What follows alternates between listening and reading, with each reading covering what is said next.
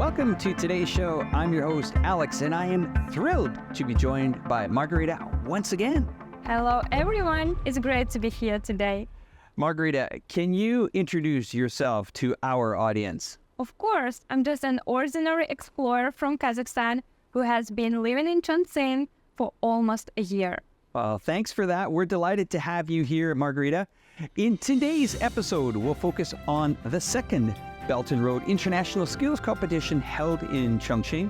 Interview Stephen Pascal, the chair of World Skills Competition Committee, explore a lively international flea market, and follow Australian vlogger Keys One's first impression of Chongqing. Let's start with today's bridging news. The much anticipated Belt and Road International Skills Competition has kicked off in Chongqing. I'm curious, what are the main skills being competed in this event?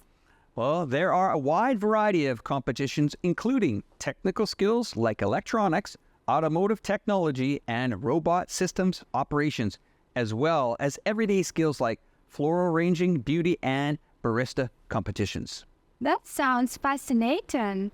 I'm sure this international competition will help improve participants' skills significantly. Absolutely. Let's take a closer look at this grand event. Art and culture is amazing. What? Teams from 61 countries and regions are taking part in the Belt and Road International Skills Competition, with 590 competitors just behind me to compete in various professional skills. So let's go and check it out. We've come over to the New Technology Expo to expose ourselves to the electric vehicle trade. We're looking to learn a lot more new things about the current technology and also enjoy the hospitality of the people here, which we have. Are you nervous? Yeah, definitely very nervous going into this, but I'm confident in my skills going forwards. I know what I need to do. It's my first time visiting the city. And yeah, I'm very excited for the competition itself. I've already met a few of the other competitors, very talented young people, so I'm sure it's going to be an exciting opportunity. I was really fascinated by the landscape, the neatness, the beauty of this city is extraordinary. Today was we had meetings with the judges, so every competing national team has a judge to be part of the judging team that I need to lead. Very different levels of English proficiency in the group. And we don't want to have the people that have less English proficiency in a disadvantage just because of the language, because it's about coffee, it's not about language.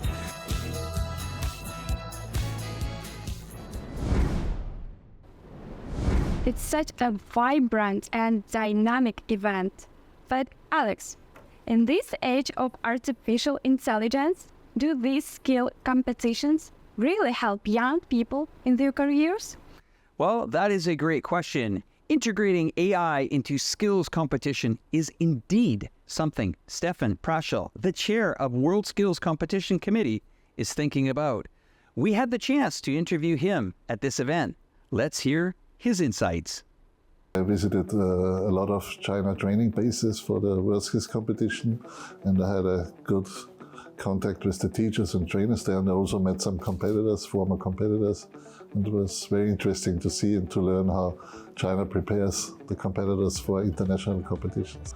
I think besides the competition, it's just the exchange of the experts coming together, talking about their experience, about their knowledge, how they train the competitor, how their vocational education system is in their country, and it's the networking exchange between the experts.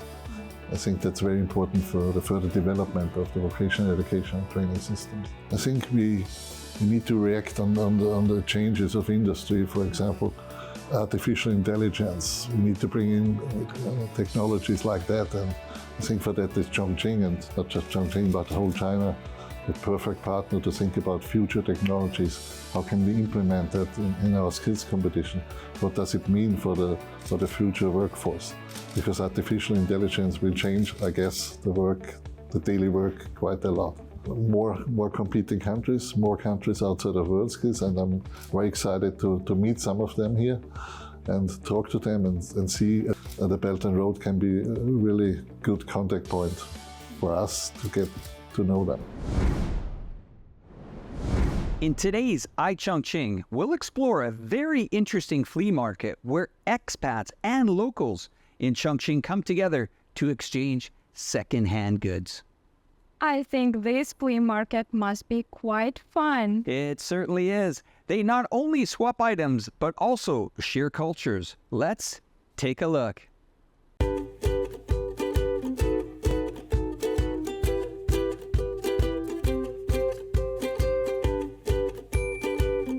I'm Sasa.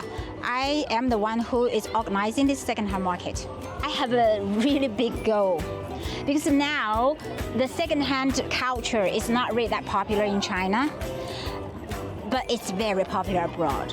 So my goal is to, through this kind of markets, people can actually accept this culture and be popular in Chongqing. Like people know, oh, there's a very cool second-hand market, I can get some cheap, good, cool stuff, and it becomes something normal to everyone.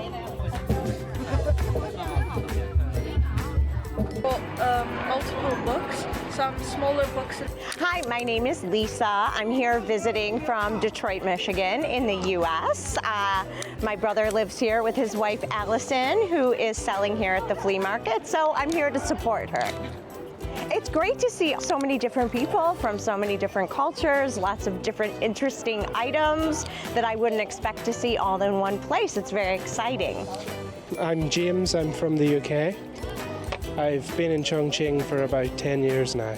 I think it's a very, very good event. There are so many things that are just, when they are no longer useful to someone, they just dispose of. And there's a lot of pollution, at least with an activity, an event like this. Something that you may not use anymore, it could always be used by someone else. My name is Just Raj and I'm from England. I came here today to sell some items from my house that I thought that other people would want. And then you have black and white and these you press. Margarita, are you interested in science fiction? That's a good question. I think I could talk about it for hours. Okay, any fantasy, space exploration, landing on the moon? Flying to the moon sounds interesting. I totally agree with you. Don't you think Chongqing's unique vibe make it the exact perfect setting for a sci-fi story? Good catch. I think Chongqing is indeed the city of the future. Indeed, it's been nicknamed the 3D city and, of course, 8D. Well, in today's Faces of Chongqing, we'll delve into Chongqing's sci-fi world. 11 sci-fi writers have been collaborating together on a book called Fantasy Chongqing, and today we'll meet one of them, Luo Lin. Let's get to know her.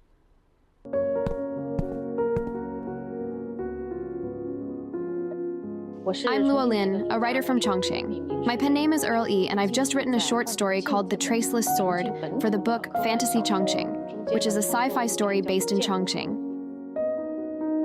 During the planning of Fantasy Chongqing, we wanted to write a sci-fi story about Chongqing, but I was trying to avoid the stories of the bombing of Chongqing and King Yu combating the flood that other writers had written about. So I chose another important historical site in Chongqing, which is Diaoyu Fortress. Diaoyu Fortress of Hechuan District, Chongqing, a small mountain town that rewrite the history of Asia and Europe, contains historical mysteries that leave a wealth of imagination, so Earl E chose it as the backdrop for her story. There's a very interesting account of Diaoyu Fortress that Monkey Khan was killed by cannon wind. However, there is no clear proof of what the cannon wind is. I imagined that the cannon wind is actually a sonic weapon and turned the sonic weapon into a key sci-fi imagination, thus giving birth to this story. I think this story is a great example of the resilience of Chongqing people. Chongqing is an 8D magic city, but behind the magic, in addition to the visual reflection of neon lights, we must give it new cultural connotations. Only when the cultural connotation is enriched, the new cultural card of Chongqing can be more easily remembered and understood and easily accepted. I hope that with the book Fantasy Chongqing as a beginning, we can unite writers and publishing units in Chongqing to excavate the seeds of Chongqing's fantasy literature. Let it germinate gradually. Give Chongqing culture more new connotations and pay attention to the spirit of Chongqing that they represent.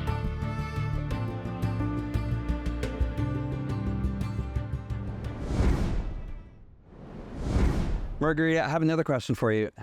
Do you remember your first impression of Chongqing? I remember like it was yesterday. The weather was hot and the people were really friendly. And did you arrive by train or plane? Of course, by plane. And the city unfolds. What were your thoughts about it when you came? Was it daytime or night? That was huge, bright, and noisy. Wow. Well, okay, today we have Australian vlogger Keys One with us. He just arrived in Chongqing and was blown away by the city. Let's see what he found so impressive.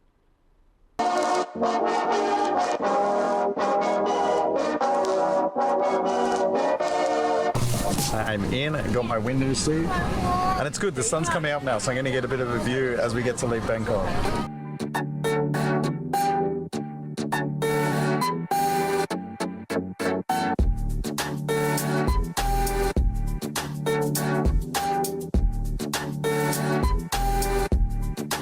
Oh yeah, we have arrived. That plane ride in was insane. I cannot believe the view that we had of the city coming in. So cool.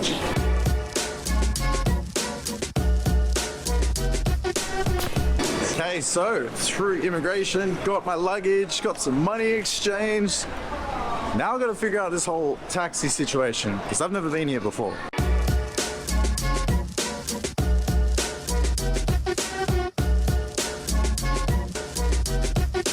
Okay, thank you. Have a nice day. So just arriving in at the hotel now. That was a really cool drive, fascinating drive getting down here. So this is my first time trying to pay with digital payment. No Apple Pay here, no cash, all cardless.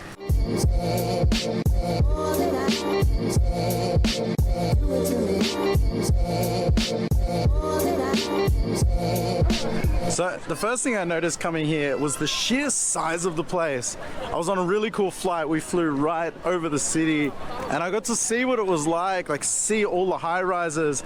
I was getting footage, but I don't think the footage does it justice to just how big it is. Unbelievable. Honestly, I couldn't comprehend just how big this city is, and then the taxi in here was equally as impressive, and I can't wait to explore this place.